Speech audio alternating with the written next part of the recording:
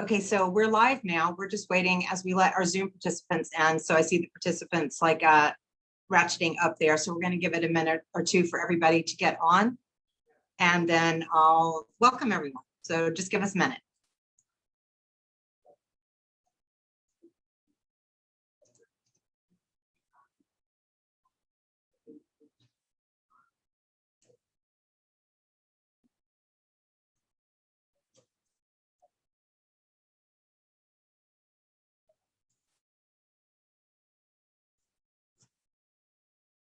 Okay, so we're going to be on a tight schedule today, so I'm going to get things started. We've got a lot of our participants that have come on the Zoom link already, but I also want to mention that we're recording this, and it's also live on the Delray Beach Chamber of Commerce Facebook page. So I'd like to say hello and welcome to the Leadership Delray class. They're right now up at the Tourism Development Council. It's their tourism day. So they're hearing from the agencies from the tourism of the Palm Beaches. They're hearing from Discover the Palm Beaches, the Cultural Council, the Sports Commission, and the Film and TV Commission. So during their lunch break today, they're also going to get to hear from Dana Young from Visit Florida, from Carol Dover from the Florida Restaurant and Lodging Association, and to Gustav Weibel from Discover the Palm Beaches. So we're excited to have all of you on board. So the first thing I want to do is I want to introduce our sponsors. I'm so excited that we have so many great partners in the hospitality area. So I wanted to hear, first of all, James, are you ready? From James Hansen from Coulter Hospitality. James, can you say a few words? Yeah, absolutely. First of all, thank you, Stephanie, for the introduction. I appreciate it. I'm excited that we were able to join you and do a sponsorship. My name is James Hansen, and I'm the Vice President at Coulter Hospitality. We're a division of the Coulter Group.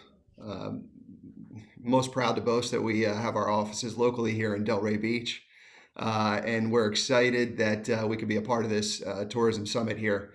I'll be real brief. We've got a portfolio of 11 hotels in Florida right now. We have 5 of them in Palm Beach County, and actually 2 of them right here in Delray Beach, the Hyatt Place Delray Beach, and the recently opened in the last few years Courtyard by Marriott Delray Beach. I just wanted to add a couple of real quick things, and then we'll move this along. Number one, I'm really excited to boast that since about the turn of the new year, as we're adjusting to this post-pandemic sort of life we live in now, we are experiencing some tremendous results. Particularly in our Delray Beach hotels. We're running occupancy numbers that are higher than we ever have to start a new year for the first actual 6 months now.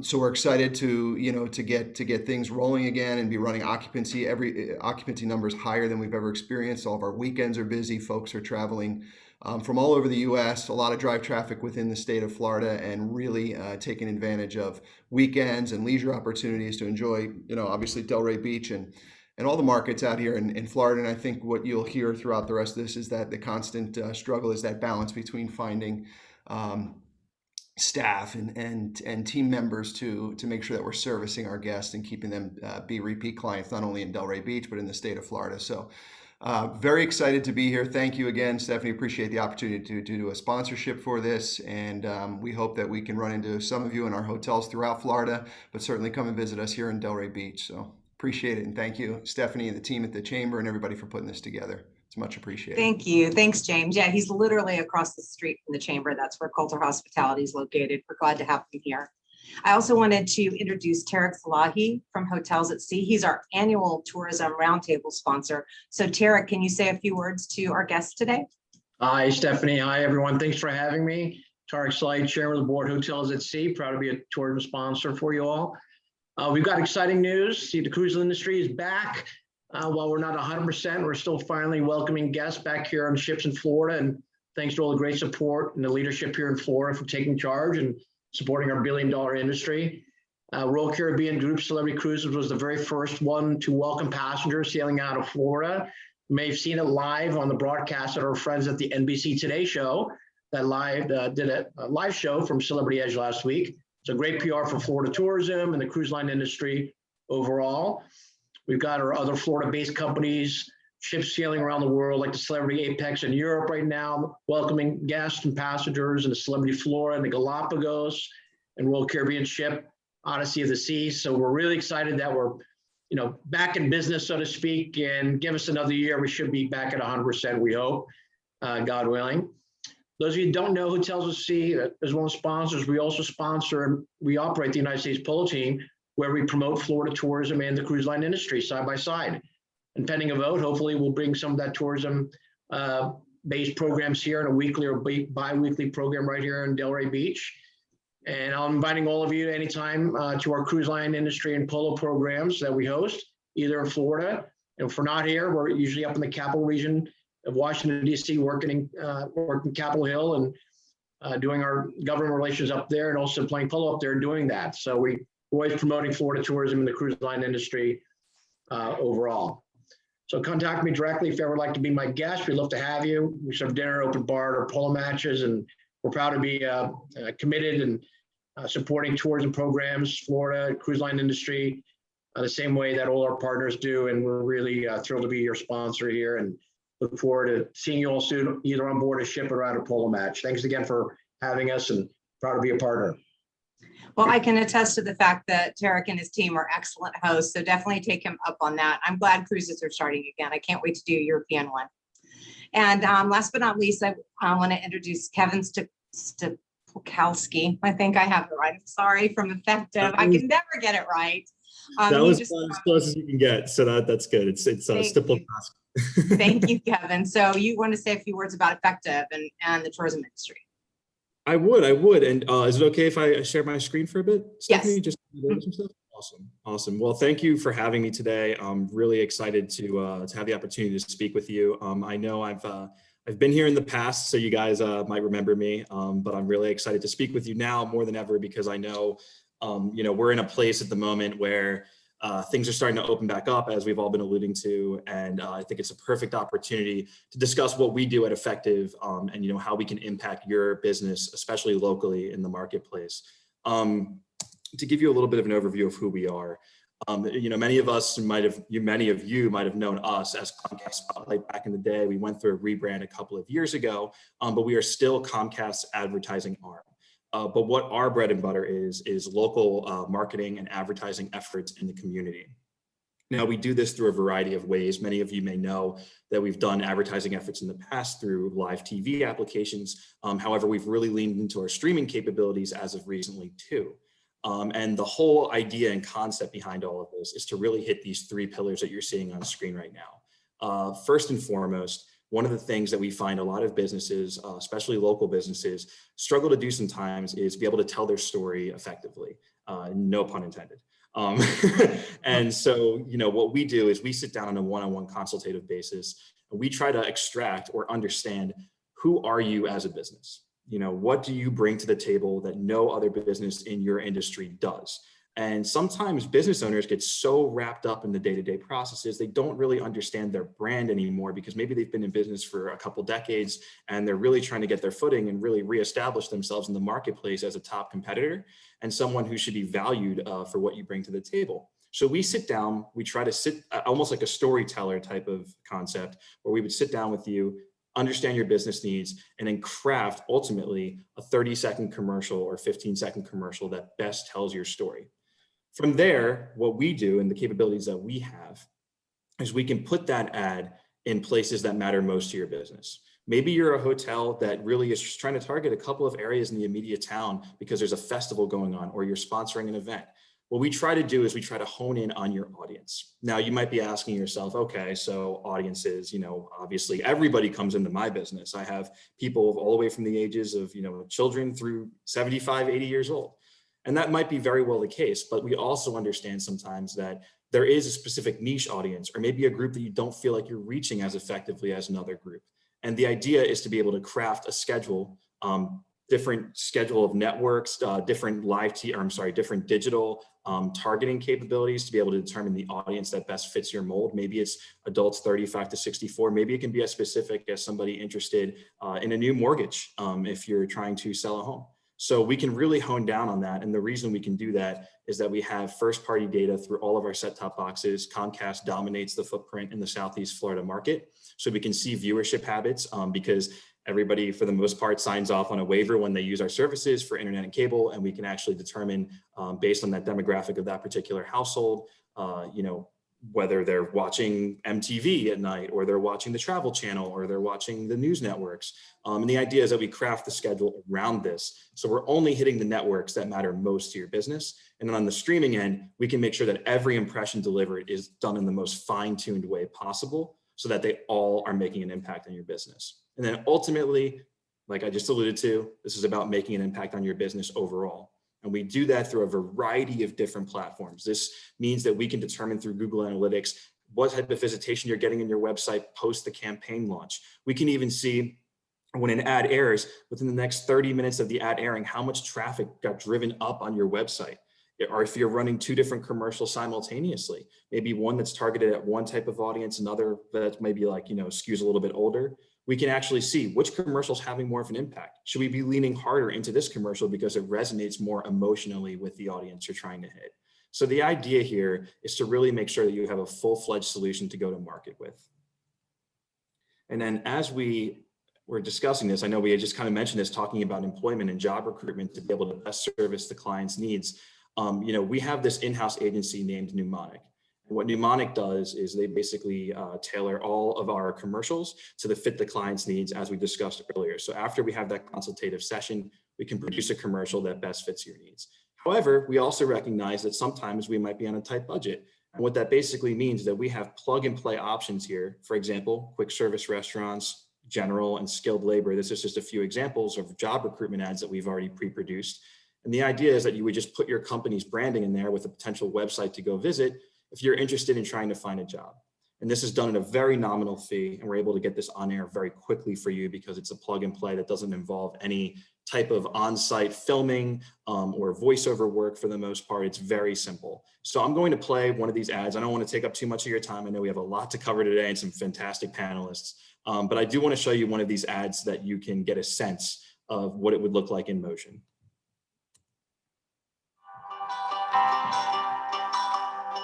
Looking to apply your skills to a new company or start a new career in our area?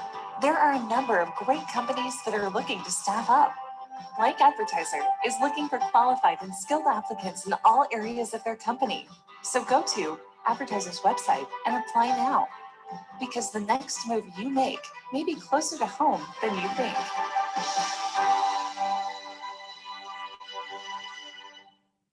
All right, so you can kind of get a sense there. That's just an example, and we can fill that middle 10 seconds up with a variety of B-roll or different types of graphics that you might want to pre-establish ahead of time.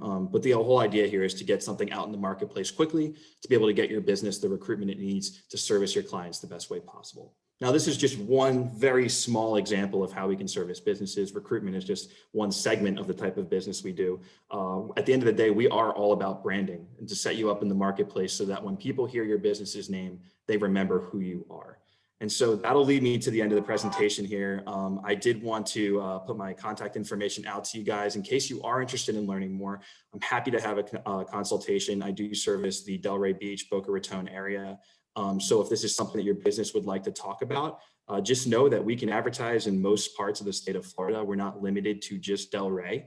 But if this is something that you're interested in discussing further, my contact information is there. I'm sure Angel and Stephanie would be more than happy to send a follow-up email with my information as well. But thank you so much for your time, and I really hope I get to speak with you in the near future. Thank you so much, Kevin. Definitely put it in the chat as well. We're going to talk Carol over a little bit later about the job market. So that's one of the subjects we're going to talk about today. So without further ado, I'd love to introduce you to Dana Young, who is the CEO of Visit Florida. We're so excited to have her here today, and she's going to talk to us a little bit about what's going on in the industry and what we can expect to see. Absolutely. Well, hello, everyone. It's great to see you all today, even virtually. I'm Dana Young. I'm the president and CEO of Visit Florida. And what I'd like to do today is give you a quick overview of kind of where we've been, talk to you about what Visit Florida has been up to in the recovery, and then give you some insight into what we're seeing for the future. As you all know, Florida is the vacation state. We run on tourism. Our economy runs on tourism.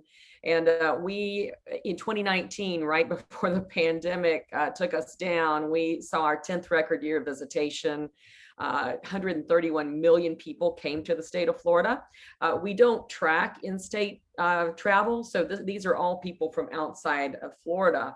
And the reason that is so important is that, as we all are gleefully aware, Florida does not have a state income tax, and so it is sales tax revenue that pretty much funds our whole general revenue fund. About 75% of that is from sales tax. About 15% of that is directly attributable to purchases made by tourists. And so as goes the recovery of the tourism industry, so goes the recovery of our state economy. And so that is why we've taken our job very, very seriously at Visit Florida.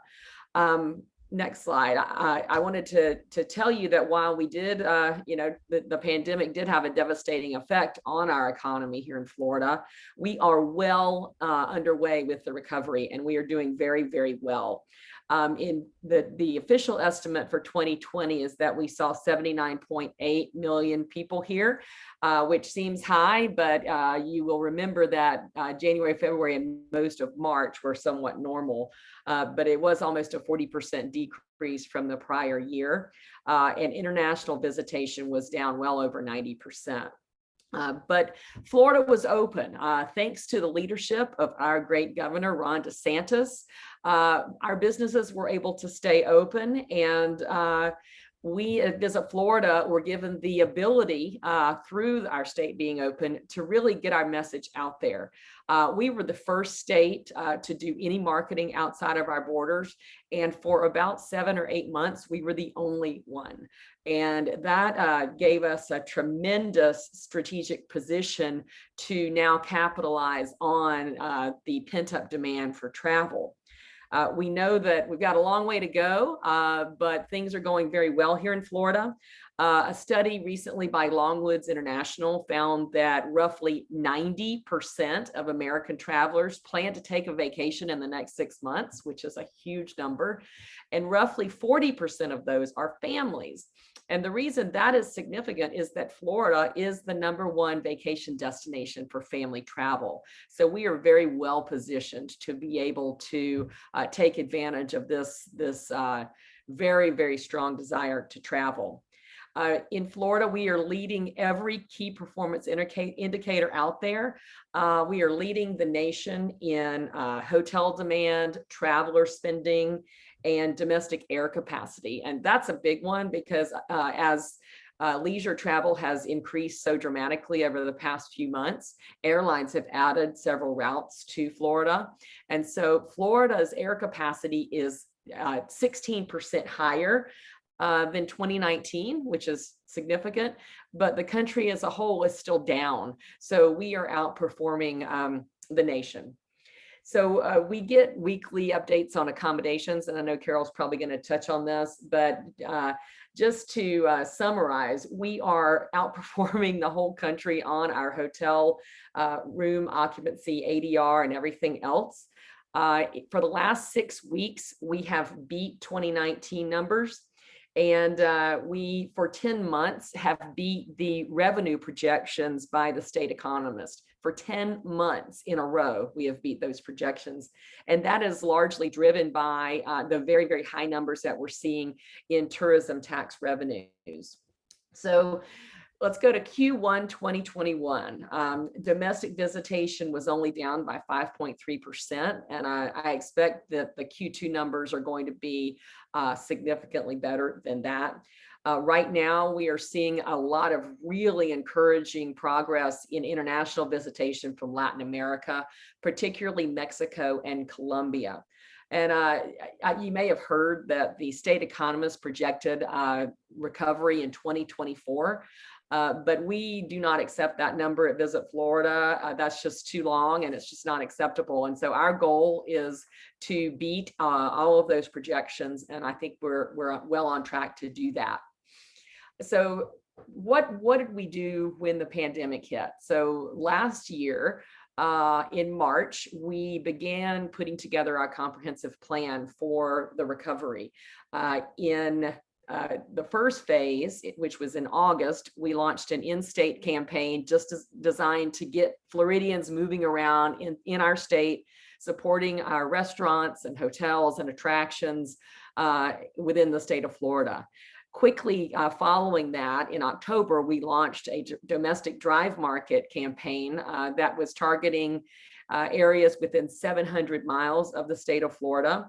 And these were incredibly successful. You can see some of the results on this slide, 632 million impressions. And just through bookings on the Expedia platform alone, there were 1.14 million room nights sold, 62.5 million in gross bookings, and the return on ad spend was $134 to 1. So it was just very, very successful and exceeded all of our expectations. So I'm just going to show you this domestic video that really was focused on getting people to drive to Florida.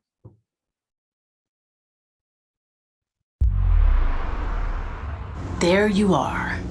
But what if instead you were here? That one letter difference changes everything.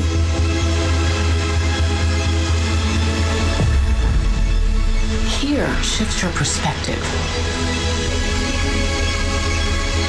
Because vacations are less about what you do and more about what they do to you. So give yourself over to the sounds of waves washing up on shore.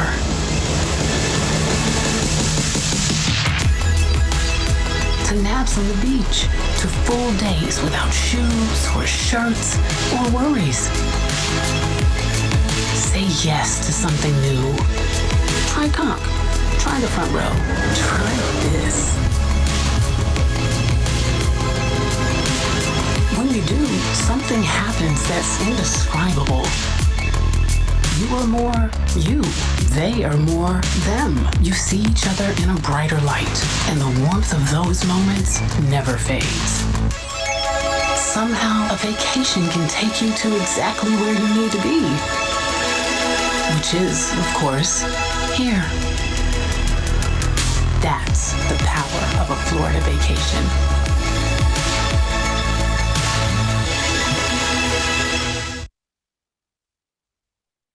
All right. So that was in market for a number of months. We did not stop there. We moved into our traditional winter campaign, but obviously this was much more focused on recovery. And then we are currently in market now with our families campaign. And this is the largest families campaign we have ever had. We are in all but Alaska and Hawaii, all other states. It's up on cable. I think we're over 250 cable networks, and I'm going to show you this ad. This is particularly good. It's time to let yourself explore the wide open beauty of Florida. Cast away your stress and soak up some peace of mind. Say yes to something new, like this, or this, or what's this? Enjoy a little freedom, a touch of spontaneity, and lots of sunshine. Make each day shine exactly the way it's supposed to. Whatever getaway you're imagining, you can make it real here. Because in Florida, it's possible. All right, so you may have seen that ad. Like I said, it's been up for quite a long time, for at least 2 months. So it is. We are just not looking back at all. We have taken advantage of the freedom that the governor has given us here in Florida to really take an aggressive stance toward the recovery. So we are looking now at our next phase, which is how we get back into the international market. And we are planning to take a very aggressive approach to our international markets as soon as the borders reopen. We have maintained our in-country representation in all of our key international markets. And we have done over 40, actually no, over 100 international virtual events in the UK, Ireland, Germany, Canada, Brazil, Mexico, and Colombia. And I feel like I'm missing one, but we have been just extremely focused on not only maintaining our in-country partnerships, but working to build new partnerships so that we can increase our international market share. Last month, we actually did an in-country trip to Mexico City and met with our partners there. And we are looking to be headed to the UK probably in September, and then obviously into Canada as soon as we're able to do that. So meetings and events is the one sector that is kind of lagging behind everything else, but it is a huge priority of ours, and we are doing everything that we can to drive the recovery. So later this summer, we will be hosting the Governor's Conference on Tourism, September 8th through 10th. Not too far from you all in Hollywood, Florida at the Diplomat Beach Resort. So any of you that are interested, you can go to FloridaTourismConference.com and get all the information, but everyone is welcome. We'd love to have you. We're expecting about 800 people there. So it should be a really tremendous conference and the first time that we really get our whole industry back together. So one more thing before I wrap up, I wanted to give you an update on our budget. This year, the legislature appropriated $75 million to Visit Florida, which could not have come at a better time. And then we also received a $5 million federal grant from the EDA. So that gives us $80 million, which is the highest budget that we have ever had. And we just look forward to putting that to good use and driving the full recovery of our tourism sector here in the state. So thank you for having me here today. I wish I could stick around for questions, but I have to run to another event. And but thank you so much. Thank you, Stephanie. Thank you so much, Dana. We're so excited to have you. And I'm really glad you got your full funding and more this year, because the work that you do on behalf of all of the hospitality industry in Florida is fabulous. And I was super excited to see the commercials because it makes me want to go on a vacation in state too. So they look great and I'm inspired. So thank you. Thank you. We'll see you all soon. Thanks. Bye. So guys, we're moving right along to our next speaker, which is Carol Dover, and she's the CEO of the Florida Restaurant and Lodging Association. And we're going to get into a little bit more about talking about details in terms of staffing, what they're seeing, and what kind of travelers are they seeing, and is international coming back. So she's got a lot to talk about, and we'll be a little bit interactive when she's finished. So I'm over to you, Carol. Thank you, Stephanie, and thank you all for having me.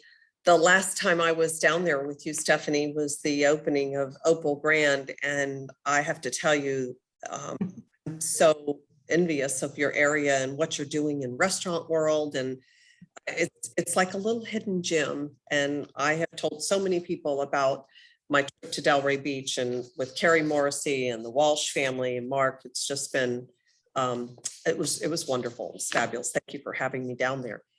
I do want to give you a quick overview of just a little bit. I'd like to make sure people know a little bit about FRLA. My name is Carol Dover. I'm president and CEO of the Florida Restaurant and Lodging Association. And so let's talk first about, who we are, what our mission is. We're quite different in some ways from Visit Florida. Visit Florida is obviously more of the government arm of tourism, and we're the private sector arm. And our board's mission is to protect, educate, and promote. This is just a snapshot of our regional directors that we have all around the state, and yours is Jody Cross. And if you don't know Jody and you're in our industry, I hope that you will get a chance to reach out to Jody. She's doing a great job down there, and we're only as good and as effective here in the capital as we are with the number of members that we have. So thank you all for your interest in tourism, and hopefully many of you are involved in the association. Let's jump to the current state of the industry. Dana has already done a very in-depth detail, where we were this time last year. We have seen a lot in this industry, as you all know, from hurricanes and Zika and algae bloom and 9/11. But as I've said before, nothing hit us like COVID. There wasn't a playbook. We've got a drawer up here now that we can pretty much pull it out for any different type of catastrophic event that impacts tourism. But when I opened the drawer last March, there wasn't anything that said pandemic. And so we really just had to start working our way through day by day, as I'm sure most of you did as well, trying to figure out, what is the plan to keep us alive for the future. I think Dana did touch on this about the fact that we're a $112 billion industry and our record numbers of tourism in right before the pandemic hit, and that tourists add about $100 billion to our economy. But let's go on to the next slide. And that's going to be talking about the responses that we had a year ago and what did we do. And the reason I'm sharing a little bit with this with you is to talk to you about why are we seeing such a great response. And first and foremost, I have to say it's because we have the greatest governor in the country. And I can tell you that my colleagues from all around the country, 49 of them, constantly telling me, Carol, I wish we had your governor. He has done such an amazing job. He was a constant communicator with me and our members, allowed us to serve on his task force, help to design the rulemaking process to how to open up first outdoor dining, and then as we increase capacity, how to continue to open our doors. And one of the big things that he did was our alcohol to go issue, which, we all say a little tongue in cheek, alcohol to go, is it really that important? And I can tell you that the fact that the governor waived the rules through an executive order and allowed alcohol to go to be legal in our restaurant industry, in many cases, saved the exact restaurant that otherwise would today be closed. And so we're also, and you'll see later, grateful that the legislature saw fit to make it part of permanent statute. And so, we're happy to say that the alcohol to go is legal, but if you're in the restaurant business, just remember there are rules. And if you need clarification on any of them, please feel free to contact us. Another thing, we were boots on the ground and continue to be boots on the ground. I think people probably don't realize that even though we're not doing webinars almost every day, it seemed like we were a year ago, we are constantly working with our state leaders, local leaders, and then I do sit on both the federal boards of the hotel and the National Restaurant Association. So every week I'm on calls with either both of those entities or my colleagues to discuss ways that we can continue to enhance our tourism market. Let's go to this next slide. So Dana touched on this, but I want to give you just a little sneak preview and a little bit of history about why we were where we are and how strongly I feel about the fact that I know in my heart that we will recover. Is that when years ago, if you go back to 2010, 2011, the legislature for years gave Visit Florida $25 million. And for years, we hovered between that 80 to $90 million mark, 90 million visitor mark. And when Governor Scott came along, we had a conversation about what would happen if we put more money into marketing. Like our current governor, he was very entrepreneurial and felt like marketing would help us potentially help us increase tourism. As soon as the legislature started to put more money into Visit Florida, you can see from 2014 to 15 to 16, 17, 18, look at how fast our tourism numbers increase.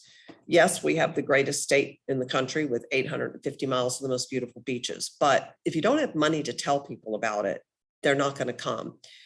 We were on mark to hit the highest ever in 140 million visitors. And then, of course, we all know what happened and the pandemic hit. Half of our hotel rooms, they say, will remain empty this year. Business travel and conferences, Dana did touch on, are still down. And we're going to talk a little bit about labor later and how actively involved we are right now with the American Hotel and Lodging Association in trying to bring back conventions and business travel. The Restaurant Revitalization Fund, we were very engaged with our federal leaders on getting the $28.6 million.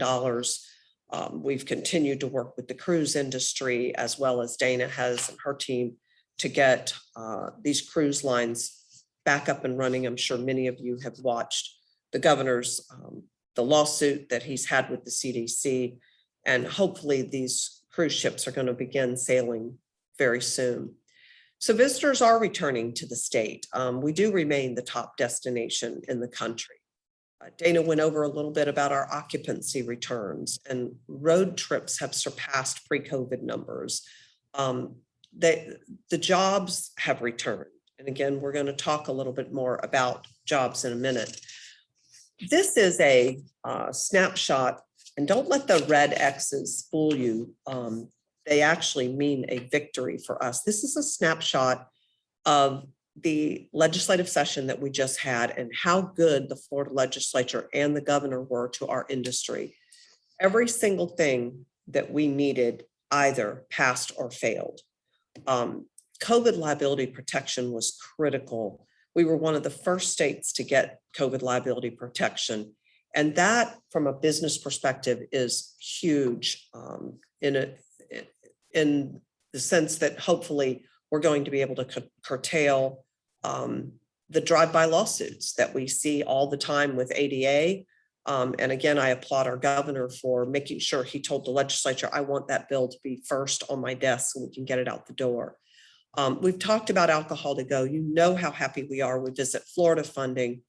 Tourist development, the raid on tourist development dollars to expand it for roads and lifeguards and beach. There's so many things that every single session, there's always someone out there that wants to attack our tourist development dollars. And I'm here to tell you that we will continue to fight hard at FRLA to protect those dollars for the intended use, which is to market and advertise your area. We're a long ways from coming up with the vacation rental solution. I'm sure it will be back next year. I say we're a long ways. We actually were probably closer than ever, but we still got big hurdles to climb, and I'm not sure that that we are going to come to any resolution there. That bill ended up so trashed down with so many bad things that we were glad to see it defeated. Data privacy will be back next year. Again, we did not want the bill to pass in the form in which it was in, but we will be back trying to get some form of data privacy passed. We had a seaport bill, our in-state marketing money passed. We had lots of other issues that were out there. This is just a little bit of a 60,000 foot level. Many of you may know that we fought hard to defeat the increase of minimum wage in Florida. Unfortunately, we lost by 0.07, one of the most painful losses I'll take down in my career. But it's not gone. I mean, even though it's happened in Florida and we did protect the tip credit of 302, we have the federal minimum wage act that removes the tip credit that will be much more expansive and hurtful to our industry. So rest assured that you haven't heard the last about minimum wage and that we will continue. And a lot of times I have reporters ask me things like, well, Carol, don't you think that the labor shortage is as a result of the fact that you all don't pay minimum wage. That dog won't hunt. Let me tell you, we have servers in this state that I know for a fact that are making $3,000 a week. Our industry has always been made of people making much higher than the minimum wage. But if you continue to force our industry by taking away things like our tip credit, and which does increase our labor, then commodity prices are going up, fuel prices are going up. There's only so much at the end of the day that this industry can absorb. And we will continue to try to fight to protect the bottom line of our industry, because right now, as you know, many of our members and our industry are hurting. And so we move on to one of the reasons why. So the labor shortage is quite unique. I call it the new pandemic. When we were hit with this last March, if somebody had told me, Carol, buckle your seatbelt, because in a year, first of all, I don't know that we ever dreamed we'd still be dealing with it this far out, but you're going to have a whole new issue. Your doors will be open. People will be flocking to Florida, but you won't have enough employees. We have hotels that are keeping upwards of 40% of their inventory dark because they don't have housekeepers. So what are we doing to try to combat? Well, one of the things I've done is Senator Scott asked that I would testify in the U.S. Senate Commerce Committee, which ended up getting an awful lot of traction with Florida media about our labor shortage and how legit it is. That we're in straight line competition with the government, that people are being paid to stay home. Why would they want to come to work? Well, we were also involved in the legislature to, and thank you again to Governor Ron DeSantis for making sure the legislature knew that he did not support the increase in the Florida unemployment, the legislation that was passing, that it would have been catastrophic to us. It would have been another $1,200 a month, just encouraging people to stay home. And now with that said, of course, we're very empathetic to people who need help, but unemployment wasn't designed to keep people home for an unlimited amount of time. It was designed for people who legitimately cannot find a job. There are hundreds of thousands of jobs out there. Nobody should have any trouble finding a job.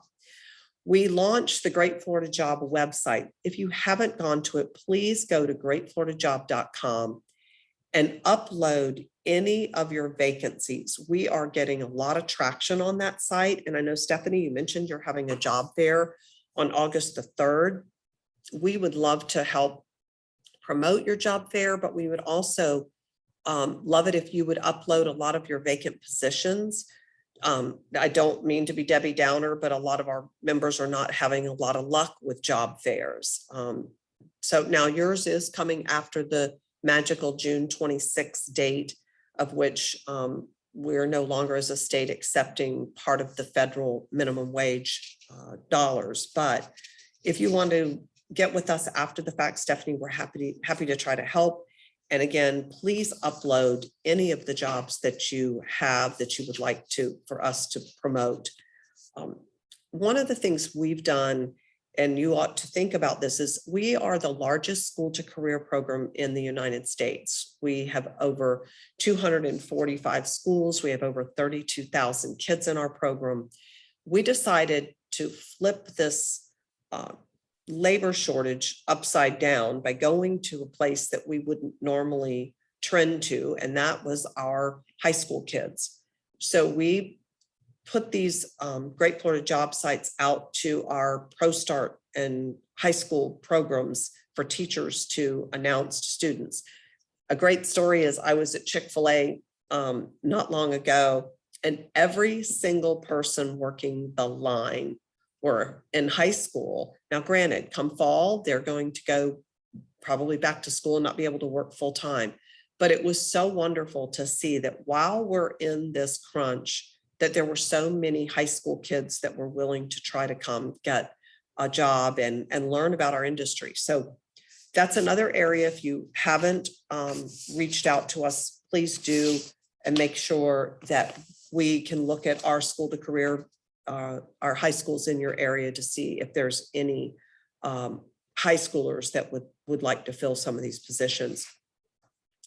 As we talk about labor shortage, people have always said, oh, Carol, you're making a mountain out of a molehill. We all know that there's a trial lawyer in Orlando that I think if minimum wage could be $20, $30 an hour, he would have it that way. And every time we would talk about how much it's going to hurt the people it was intended to help, he would just slam me on social media and as if I was making it up. Well, let me tell you, we're not making it up.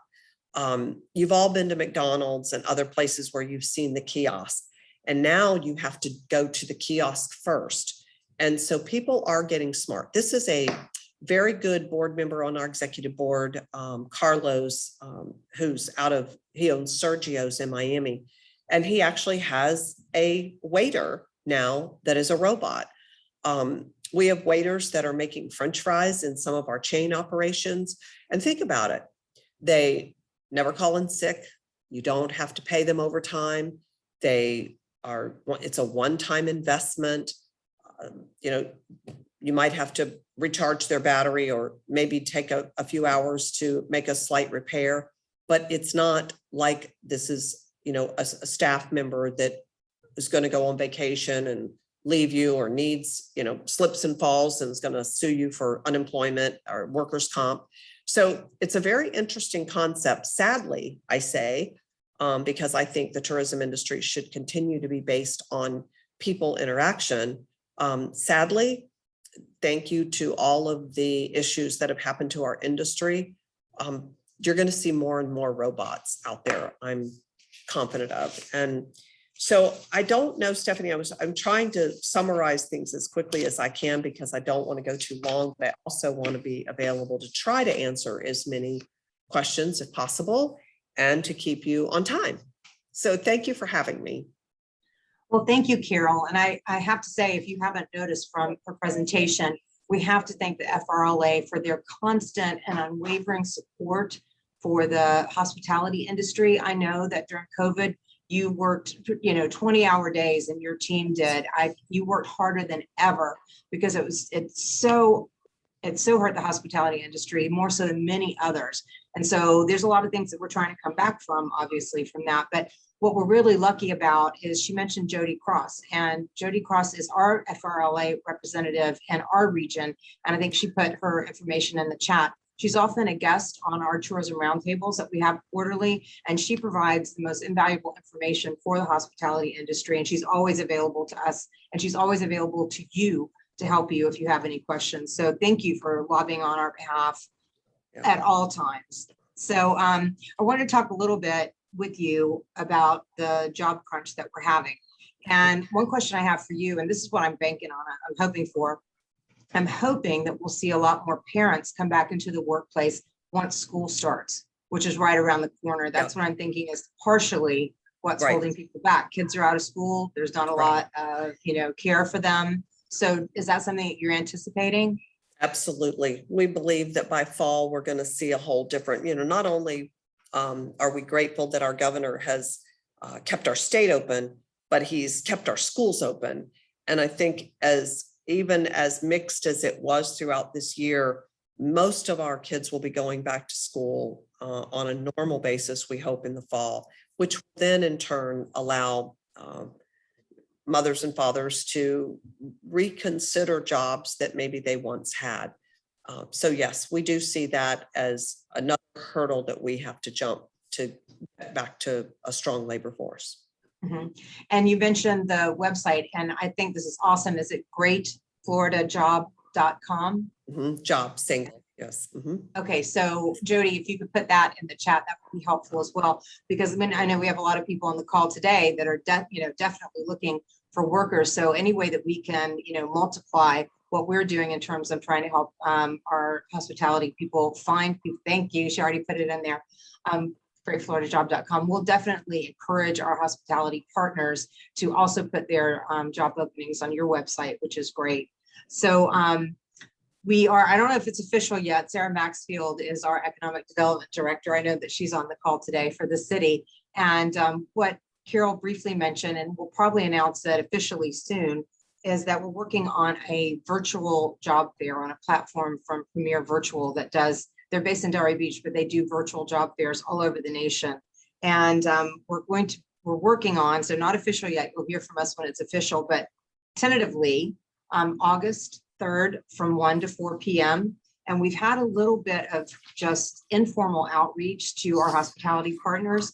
And we've got interest from, I'll just read them to you: Apex Insurance, the Big Time Restaurant Group, City of Delray Beach, Click Hospitality, Crane's Beach House, Courtyard by Marriott, the Delray Beach Market, the Delray Beach CRA, Hatcher Construction, Hyatt Place, Modern Restaurant Group, the Opal Brand, and the Ray Hotel are all going to be participating in this job fair. And the beauty of it is we have a lot of people in Delray that need jobs. So we're definitely working with the city for outreach, not only to high school students, which are actually perfect for hospitality jobs because they can work nights and weekends. That's when they're available. And that's super helpful, but to not only our students, but to our underserved areas as well, people that need to be connected. So that's something that our city partners are working on. So it's the City of Delray Beach, the Chamber, the CRA, and the DDA are all working together. We are your Delray Beach Business Assistance Task Force. And you may not know, but these 4 organizations have been working together literally almost on a daily basis. We were working on behalf of our businesses in town when COVID started, and we haven't stopped, and we're continuing on with that. So I'll be sending emails to you directly. You'll be hearing from all the partners in the near future once we get this finalized and approved and ready to go. So you have a little bit of, ahead of inside information right now, but we'll be announcing it officially really soon, I hope. So I just wanted to say, are there any questions that we have that anyone wants to put in the chat? I think I see a few. Okay, so Jody just mentioned that they're working with Discover Palm Beaches, which is our agency, on a nonprofit partnership hiring event on August 26th. And it's going to be held at the PGA Marriott from 9 to 11. So nonprofits such as Easter Seals and Veterans Affairs will be there, and they'll come together to share their training for hospitality workers. So that's excellent to know. So that's coming up as well. So there are a ton of opportunities for our hospitality partners to get these jobs filled through the FRLA. Discover's working on it.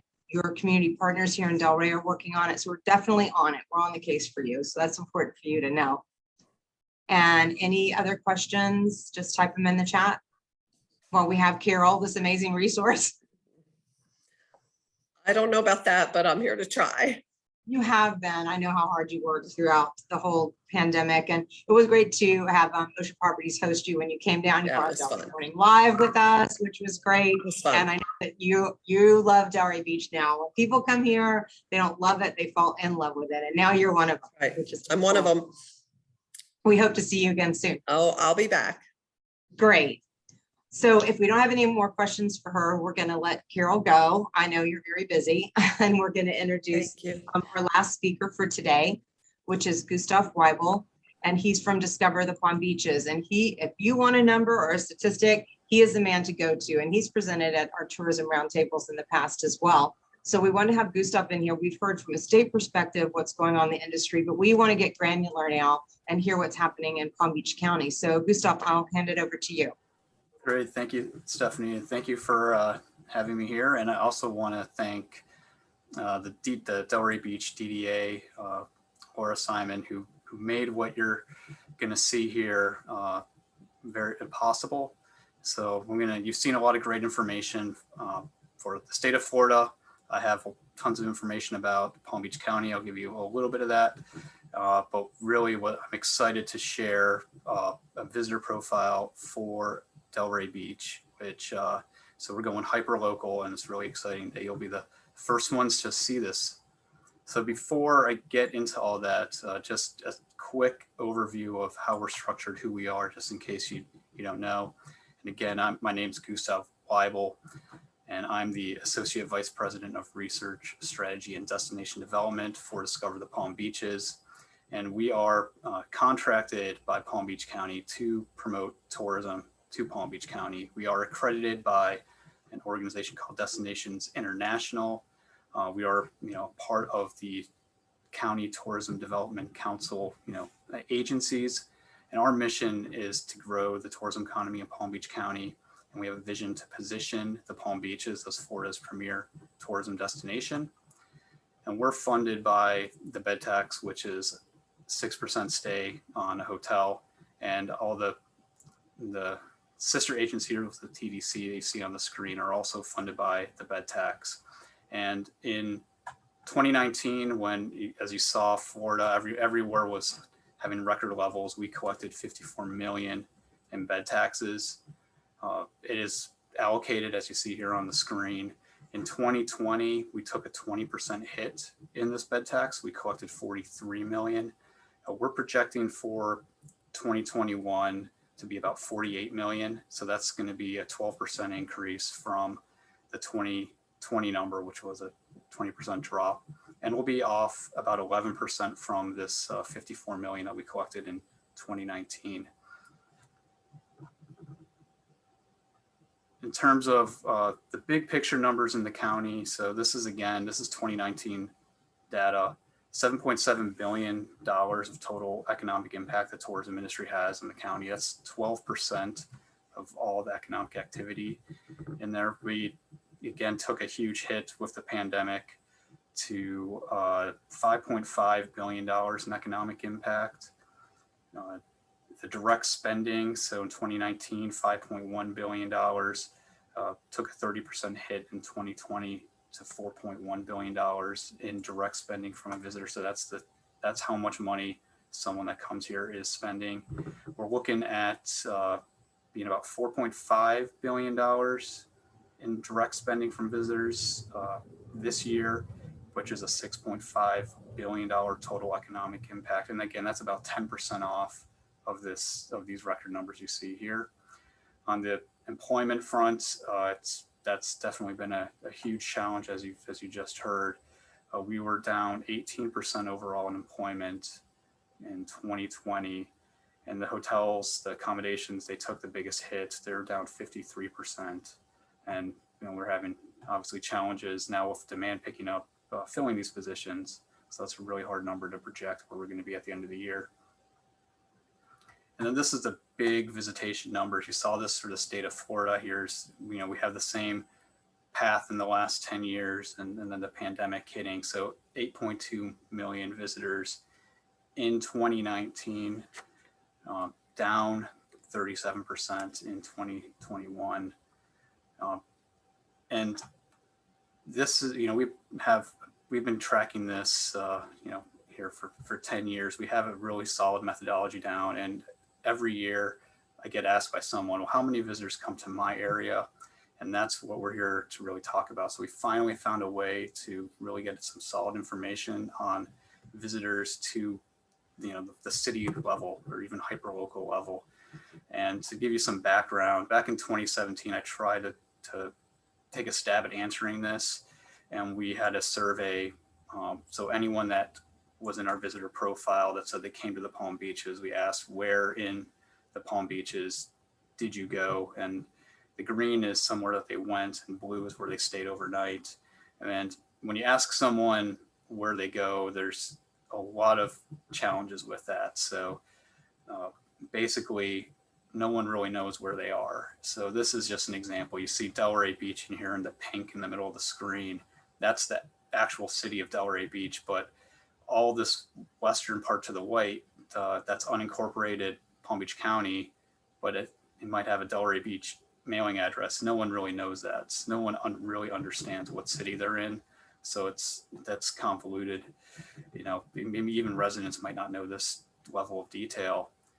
But now with cell phone tracking technology, we're able to not have to ask anyone where they are. We can draw a map anywhere, and if a cell phone crosses that path, we can then determine if they're a visitor or not. And so this is really exciting. So the only information we have is a device and the pattern of behavior of that device, and that pattern of behavior gives us the opportunity to know a whole lot of things, of what's happening. So where they're from, how long they're spending somewhere, what other locations they're going to, wherever else they're visiting. And, that's the magic of this. We're going to dive into this information right here. So before I reveal that, let's talk about how we define this area. So we partnered with the DDA. So we used the map for the area that they're tasked in promoting, and mirrored that. So here is that map, and I put in a lot of the attractions and hotels and things that are within that map to give you a sense of anyone that has come into the Palm Beaches, into the county. We have that information, and then if they cross into this area, then we can define them as a visitor to, say, downtown Delray Beach. And obviously there's all these great attractions and things that they can partake in. We also have daily information on this, so events, we can see what's the traffic patterns on these events versus days that don't have events, and understand that demand. So without further ado, going backwards, this is the 2019 visitation to Delray Beach. You have the 8.2 million to Palm Beach County, and about 500,000 or over 500,000 visitors to downtown Delray Beach. And again, this is just this hyper-local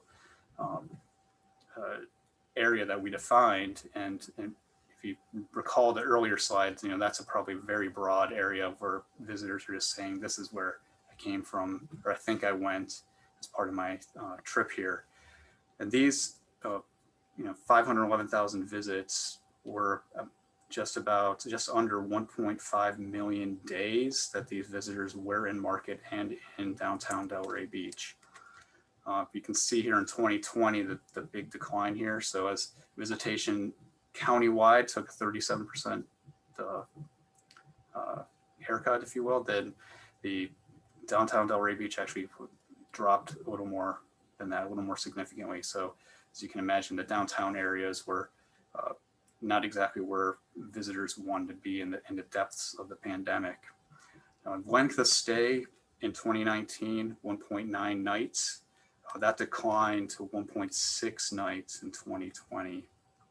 So roughly 6% of visitation in 2019, a little bit under that 5.6% of overall visitation in the county is in downtown Delray in 2020. And this is the recovery, or this is 2019. We'll get to the recovery a little bit later. This is 2019 visitation by quarter, by season. One thing that's really eye-opening here is between second and third quarter for the county, we take a 17% decline in that seasonality. Downtown Delray takes a 44% decline in there. So highly seasonal in Delray compared to the rest of the county. So what we see here is what's happening is visitation by market. So these are visitors to downtown Delray and their origin markets. So doing very well on the northeastern side. So New York's the largest market to the county as a whole. You get a large share of that into Delray. And I want to see here for a moment. The next slide is the share of visitation. So I think this is what's really important. So remember, you're capturing about 6% of overall visitation into the county. And then if you look at it by market, you can see anything over 6%, you're capturing more in Delray than in the county.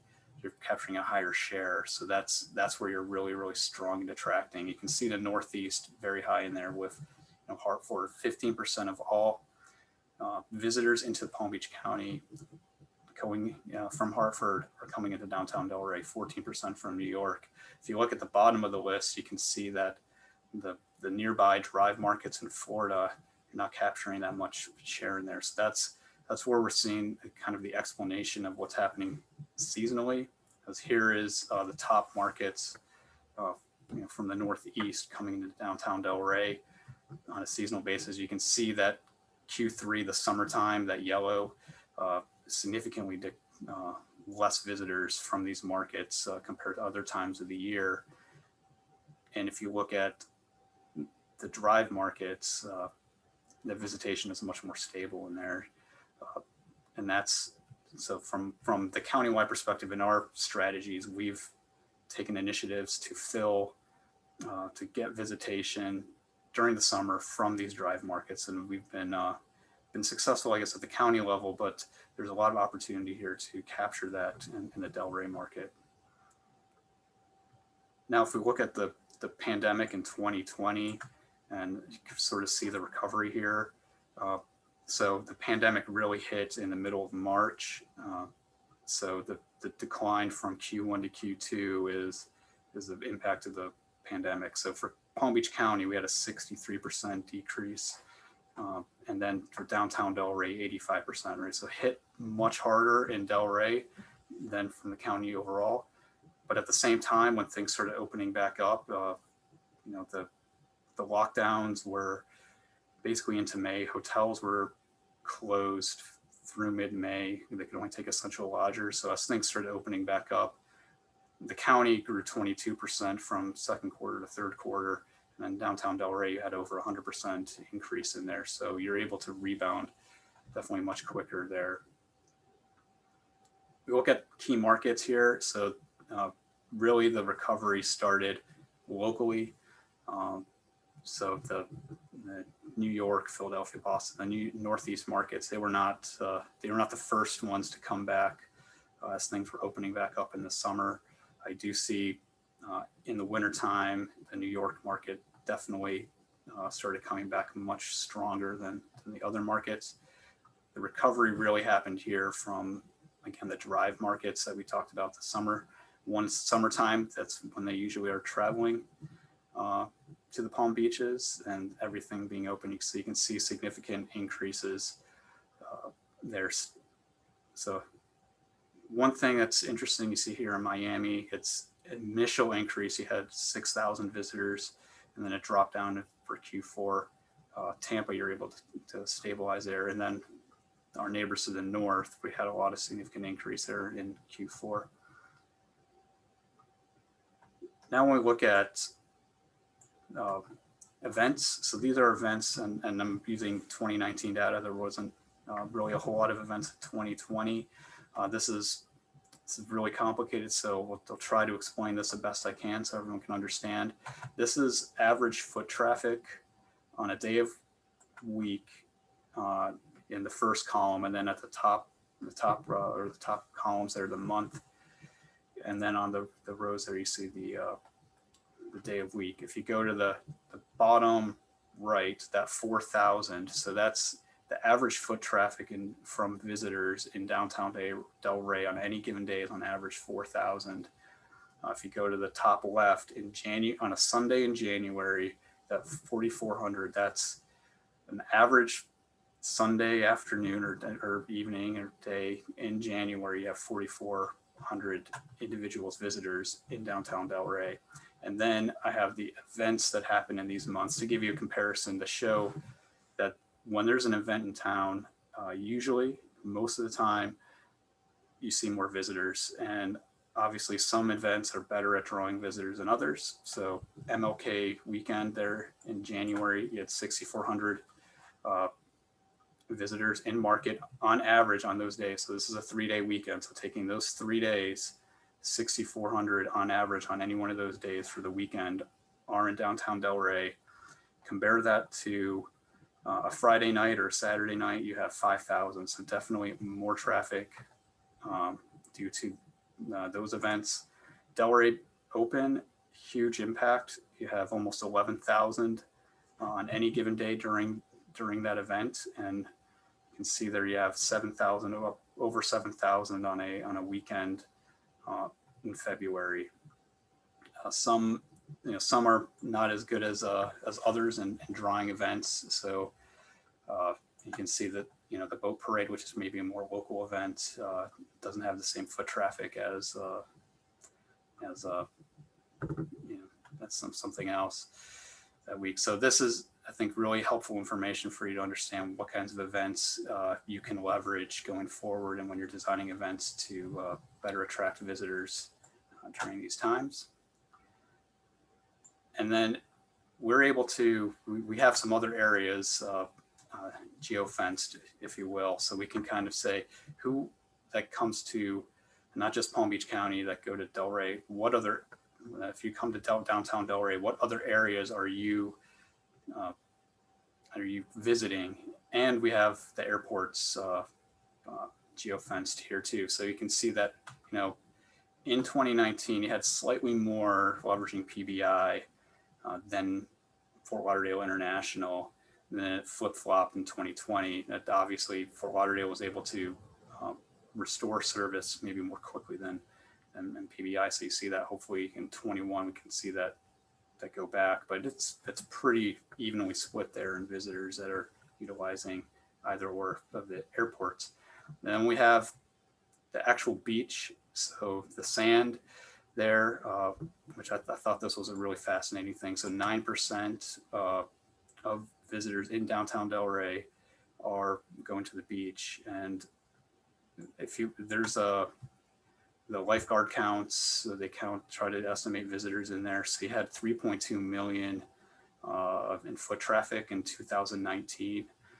And with this 9%, you're looking at only 130,000 visitors of that going onto the beach there versus the 3.2 million total foot traffic there, which would be your snowbirds, your residents, county, Delray residents, county residents, and whatnot. That maybe they go there every weekend. So 1.8 or 1.45 million Palm Beach County residents. If they go twice, then that makes 3 million pretty quickly.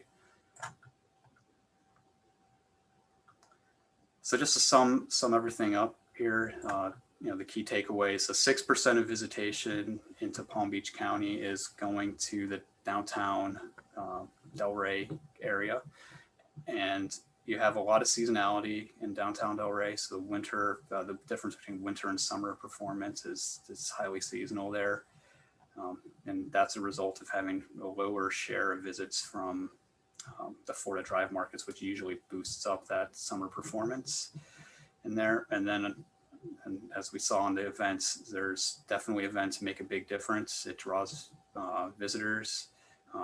Some events are better than others, but they generally have a positive impact.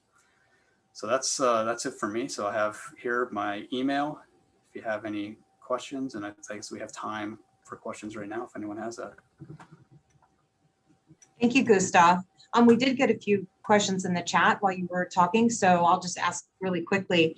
Gus from Freebie wanted to know if we have any statistics about the amount of people that are moving here. Yeah, I don't have any. I've heard, just in the news, there is, a lot of New Yorkers, but nothing. I have no data. Just just the news stories saying that. That's something we don't really track. So snowbirds, resident stuff that we're only interested in the 14. Someone here's for couple nights or a week or so, staying in a hotel. Got you. Yeah, because that's the bed tax is what funds Discover and the other agencies.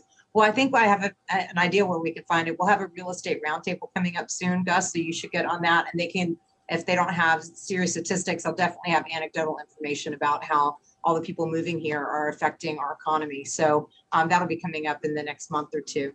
Also, Tarik had a question. He said he noticed that Virginia isn't showing. So is Washington, DC, Baltimore, is that broadly used to talk about Virginia statistics overall? Yeah, so it should be on there but yeah, we weren't looking at state, we were looking at markets. So New York was the tri-state area, so that would be the northern New Jersey, Connecticut area as well. So Virginia would be, probably the DC market. So you would have, there would be other cities in there we could look at in Virginia, but I don't think they would move to the top. Well, you put your information in there. So Tarik, definitely contact Gustav because he's got all the granular data. And if you need to get that, I'm sure he would have it. So definitely contact Gustav for that. So one quick question from me is, I don't think we're experiencing, quote, the summer low season, but do you predict that there's going to be a bit of a dip in the fall, say, September, August, September? Yeah, so I would, say for 2021, we're seeing record performance. So this is probably the best summer ever in the history of the county. I don't anticipate that would last into 2022. Maybe that's more, we're seeing all this pent up demand. And I think, as Dana mentioned in the Longwood study, you have 90% of Americans traveling. They can't go anywhere internationally. So they're all stuck, going domestically, beaches, resorts. Our product here in the Palm Beaches and Delray Beach is what, Americans want to experience. And there's going to be a huge surge until Labor Day. We see that after Labor Day, you're going to see probably a little bit of a decline, but in the wintertime, it should ramp back up. International, hopefully that starts opening up late fall. Maybe we can get some Canadians coming back in here. So I would say there's definitely a lot of optimism in a second wave coming from international markets. Maybe it's this winter, it's at the earliest, or late fall at the earliest. That was my next question, was the international market. So that answers that. So that would be helpful in terms of like the shoulder season that we have for fall. Hopefully, if anyone wants to think about their marketing campaigns, I would definitely target, the shoulder seasons to get people to travel after Labor Day. So September, October timeframe, before we really get back to travel with our winter visitors. So that's a really good data point. Thank you. So if any of you have joined our tourism roundtables, you should. We have them quarterly. I think our next one's going to be coming up in October, and we get to hear from Discover the Palm Beaches and FRLA every time. So if you need up-to-date information, we're going to schedule one for October, and then we could hear about what's happening in the summer and what's going on in the shoulder season. And that'll be more of an interactive format, so we can share anecdotal information with each other. So that'll be coming up pretty soon. Are there any other questions for Gustav while we've got him here?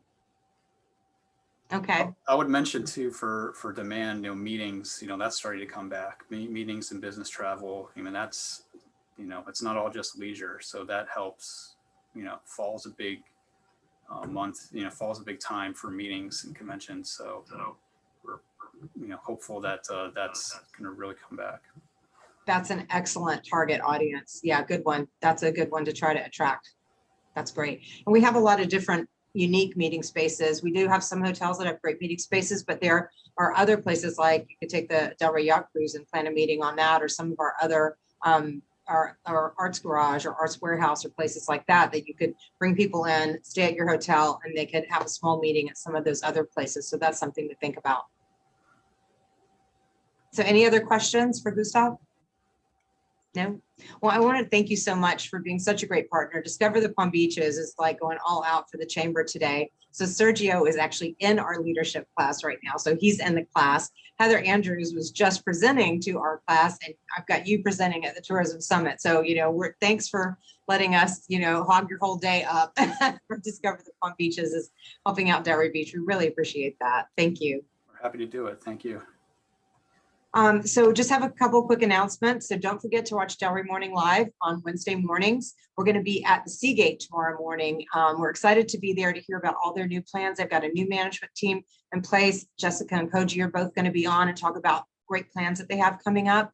And it's your chance to visit the Seagate. We're having contacts and cocktails there on July 15th.